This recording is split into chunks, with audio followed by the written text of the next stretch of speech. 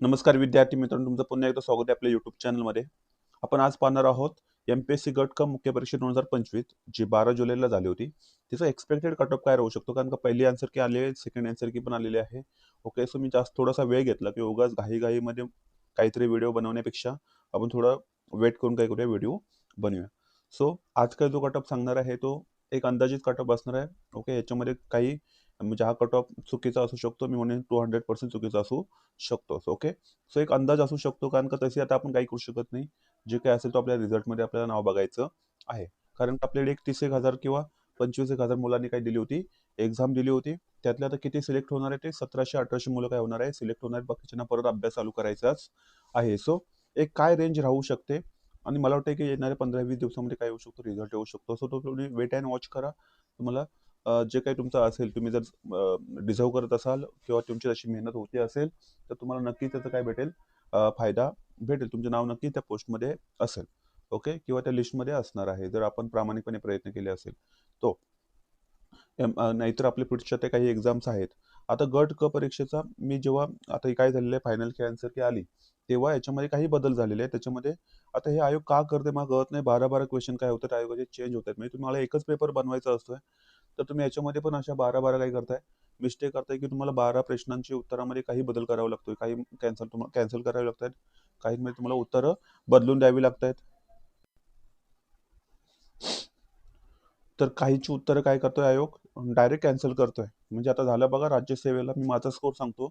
102.5 होता आणि 6 क्वेश्चन जे माझे करेक्ट होते पहिल्या आन्सर केले, ते क्वेश्चन काय झाले होते, रद्द होऊन मी डायरेक्ट आलो होतो 90.5 वर. सो ह्या गोष्टी होत आहेत. सो मला वाटतं की आयोगाने थोडं याच्यावर लक्ष ते केलं पाहिजे की ॲटलीस्ट चेंज ठीक आहे, चेंज तर म्हणू शकतो आपण. पण तुम्ही ॲटलीस्ट कॅन्सल करणे इतके क्वेश्चन बनवू नका ते की क्वेश्चन काय होतील, कॅन्सल होतील. कारण का त्या त्या थीमचा आयोगा मुलांचा काय असतो, अभ्यास असतो, त्या थीमवर तुम्ही काही म्हणतात ना, तुमच्या चुकीमुळे ते क्वेश्चन काय होतात, रॉंग होतं. याच्यामध्ये मुलांचा काही दोष नसतोय. सो मला वाटतं आयोगाने थोडं याच्यावर लक्ष केलं पाहिजे. ओके. सो पुढे मी आता इथे पोल घेतो होतो. मी डायरेक्ट असं कधी आपला आपण कट ऑफ सांगत नाही. 12 जुलैला जो पेपर झाला होता ग्रुप सीचा, त्याच्यामध्ये तो तुम्हाला पेपर कसा वाटला असं मी क्वेश्चन टाकला होता. तर तो मुलांना बऱ्यापैकी कसा होता, तर मध्यम स्वरूपाचा गेलेला होता आणि काहींना कठीण स्वरूपाचा पण होता. तर म्हणजे सोपा असा नव्हताच, मध्यम स्वरूपाचा होता. तरीही मुलं ह्याच्यामध्ये काय करतात, मार्क करतात. कारण का 17 मेला एक पेपर झाला होता आपला ग्रुप बीचा मेन्सचा. त्याच्यामध्ये दोन्ही पॅसेज कठीण आले होते, मराठीचे सुद्धा आणि इंग्लिशचे सुद्धा. पण ह्यावेळी असं मी विचारलं मुलांना, तर मुलं म्हणतात की पॅसेज तर सोपे होते. पॅसेज काय होते? सोपे होते. सो इथे मुलांनी बऱ्यापैकी इन अँड ॲव्हरेज एक 150 स्कोर केलेला आहे. इन अँड ॲव्हरेज म्हणतोय मी. याच्यामध्ये खाली पण असू शकतात. पण ज्यांना जे पोस्ट होल्डर आहे, जे ऑलरेडी यांनी 2-3 एमबीएन्स दिलेले आहेत, ज्यांनी 2-3 मेन्स दिलेले आहेत, त्यांना नक्कीच 150 प्लस इथे स्कोर असतोच. म्हणजे त्यांचे इन अँड ॲव्हरेज 74-75 क्वेश्चन तर करेक्ट येतातच ह्याच्यामध्ये, लक्षात ठेवायचं. सो इथे मी म्हणू शकतो की असं पकडून जाऊया आपण, 150 सोडा. एक 140 प्लस जर मार्क घेणारे आपल्याकडे बऱ्यापैकी नाही म्हटलं एक 4-5 हजार मुलं असू शकतात. 140 प्लस. पेपर 2 थोडंसं मुलांना वाटतं की कठीण गेलेलं आहे. ज्याच्यामध्ये मॅथ्स, रिजनिंग थोडंसं थोडंसं हिस्ट्री यावेळी लेंदी होतं. हिस्ट्री पण लेंदी होतं, लक्षात ठेवायचं. पॉलिटी त्यातल्या त्यात सोपा होता.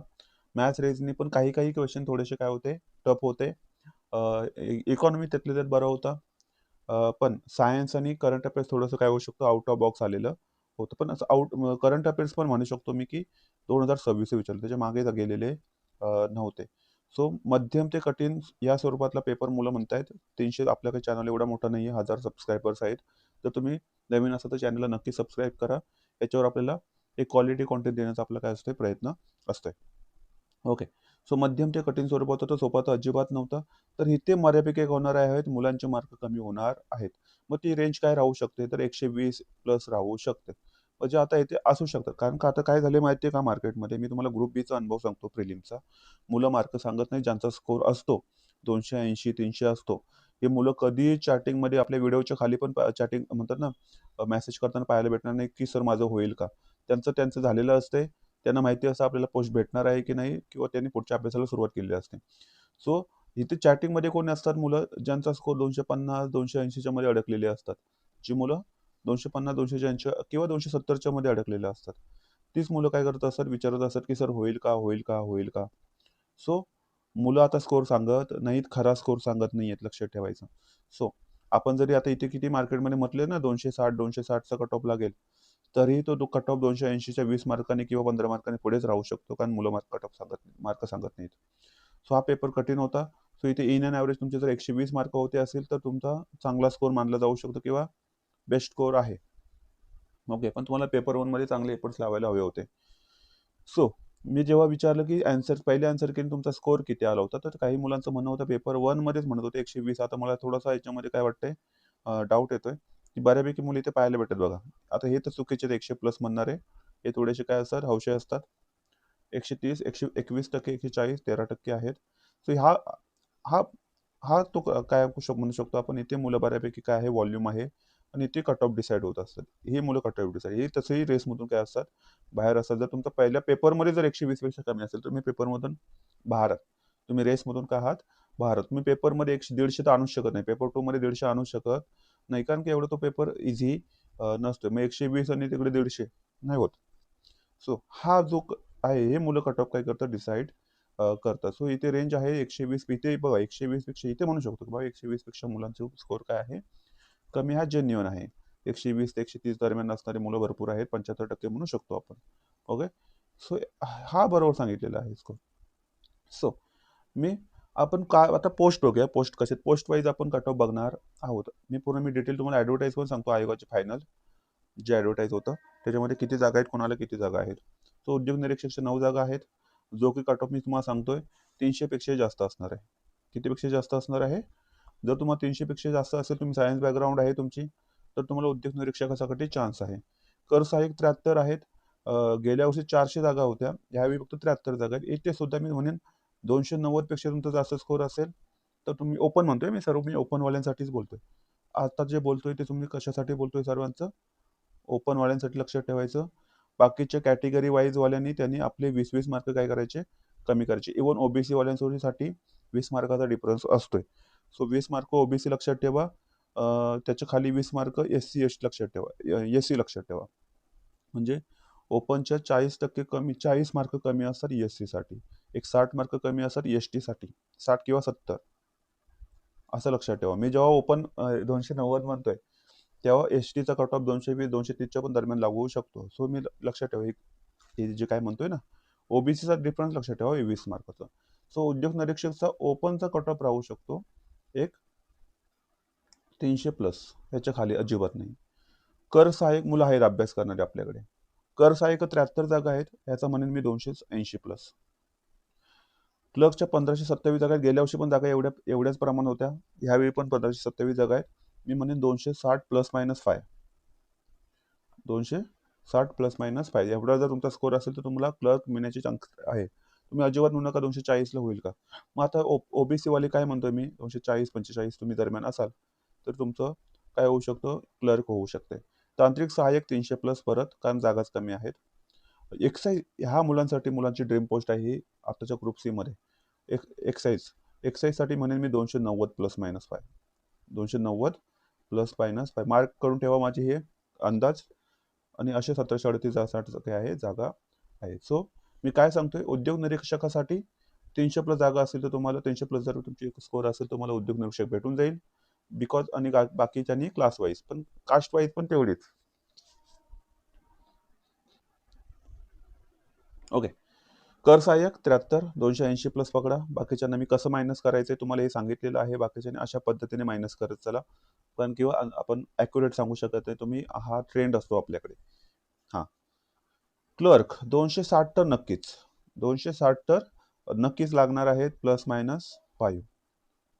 सो तुमचा स्कोर 260. आणि आता कास्ट वाईज घ्या तर 240, SC वाले 220 आणि ST वाले 200 जरी असतील, ST 200 जरी असतील तुमचे, क्लर्कसाठी तुमचं होऊ शकते, लक्षात ठेवायचं. ओके सर, थोड्याशा जागा बघूया आपण.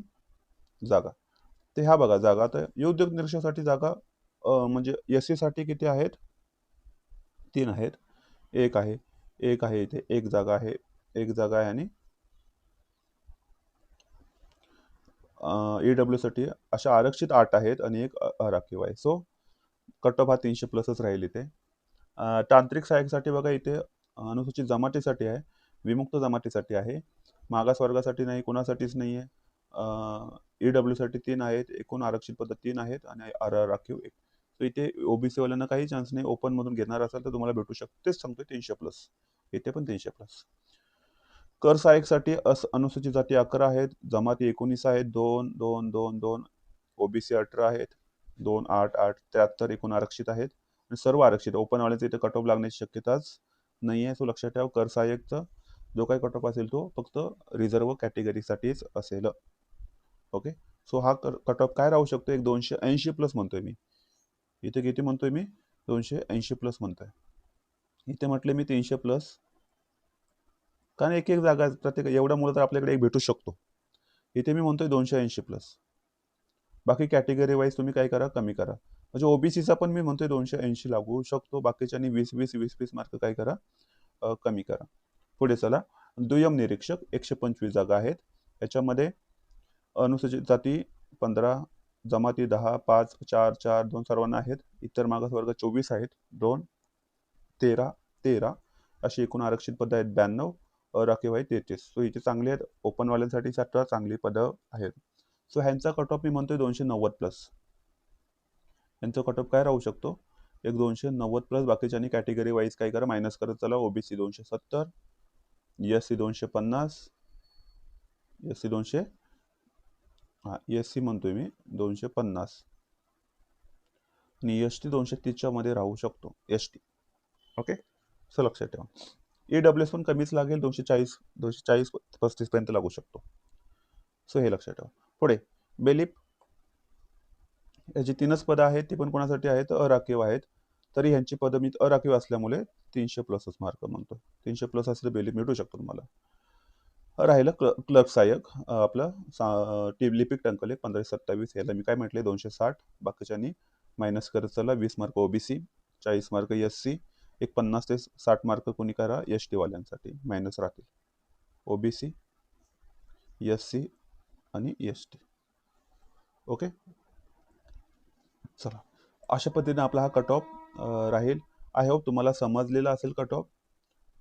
काही डाऊट असेल तर नक्कीच काय करा, तुम्ही कमेंट बॉक्समध्ये मला सांगा. व्हिडिओ आवडला असेल नक्की लाईक करा, शेअर करा आणि सबस्क्राईब करा. धन्यवाद. जय हिंद, जय महाराष्ट्र.